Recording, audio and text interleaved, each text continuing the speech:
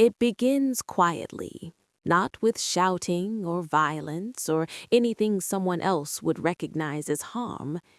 It begins in the subtle spaces between moments, the pauses where warmth should be, the places where connection was supposed to land but didn't.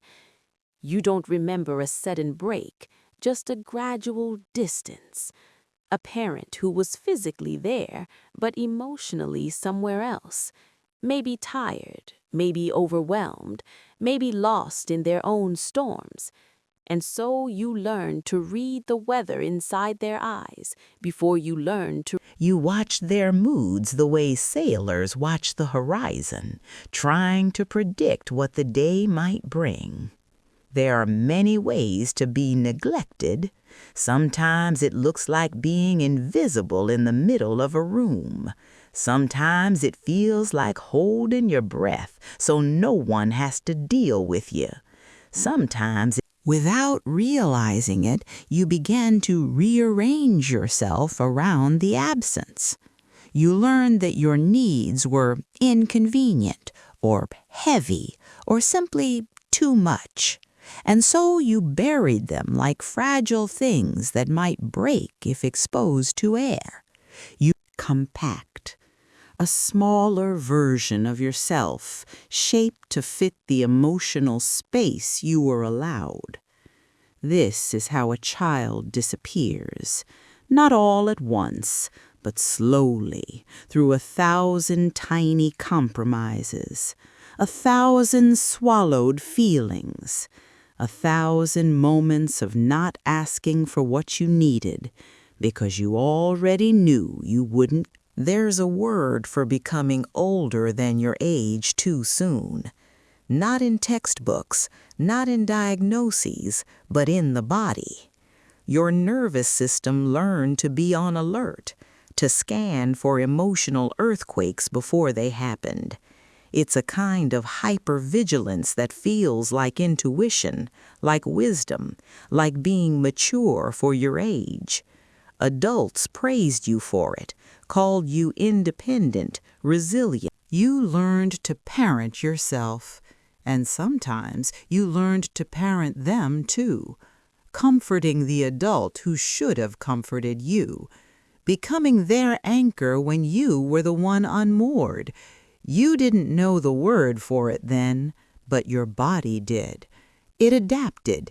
It sacrificed childhood in exchange for safety.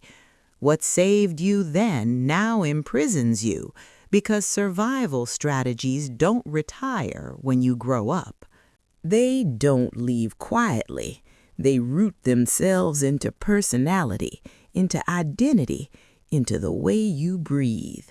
So now, as an adult, you might notice things, how connection feels like work, how intimacy feels like exposure, how love feels like something you should earn, not something you can receive. When people ask what you want, there's a blank space. Felt like a safe word. Need never felt like a door you were allowed to open. Your heart learned to speak in metaphors instead of requests. Longing replaced language. A hunger you convinced yourself was fullness. And yet there's a quiet grief, a sense of being older than your body, as if time accelerated inside you, aging parts of you before their season. Emotional neglect does that. It ages you silently. Not in your skin, but in the way you brace for disappointment, in the way you lean away from joy before it can lean away from you, in the way you hold yourself together like something that might crack. You might find yourself choosing relationships where you are valued for what you provide rather than who you are, becoming the caretaker, the listener, the reliable one. It feels familiar, predictable, safe in the way numbness can feel. Person others turn to, while you quietly starve for the kind of care you've always given away. Sometimes the neglect echoes, not in what you feel, but in what you cannot feel, a muted inner world, because even now the body remembers. Needs are dangerous. Needs are shameful. Needs are too much. Not because you were weak, but because you were human. You adapted the only way a child could. You built a life around emotional self-sufficiency because that was the cost of belonging. You learned that being easy to love meant asking for nothing. And so, without realizing it, you began to measure your own worth in silence, in how little space you take, in how well you endure. People think trauma is loud. They think it's a story with villains and violence. They forget that some wounds arrive as quiet omissions, as the love that never came, the comfort that never materialized, the mirror that never reflected who you were. There's no fingerprints. It teaches you to doubt the ache because there are no scars to point to, no proof. Just an emptiness that feels like your fault. So you learn to hide the hurt even from yourself. You tell yourself it wasn't that bad. Other people had it worse. Your parents tried. They did their best. You shouldn't feel this way. And maybe all of that is true. Maybe they did try. Maybe they loved you in the ways they knew how. But the body doesn't heal from logic. It heals from presence. It needed connection, and it learned to live without it. There's no blame here, just an inheritance, a lineage of unmet needs passed down like heirlooms.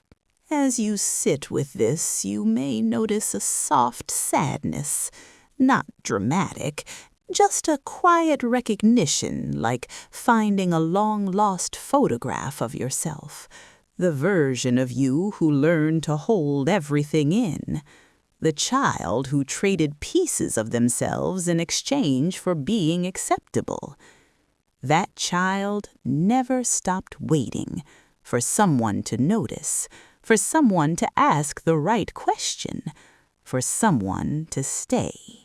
Maybe the waiting became your personality. Maybe the world mistook it for patience. Maybe you did too. And then one day you realize the weight has been inside you this whole time. An unfinished sentence, a door that never opened. Nothing changes immediately. There is no sudden transformation, no clarity that fixes everything. Just a subtle shift, a recognition that the ache was never a defect. It was evidence, proof that something mattered, proof that you were meant to be met, not managed. Understanding won't rewrite the past, but it can soften the loneliness of it. It can make the silence feel less like a verdict and more like a story still unfolding.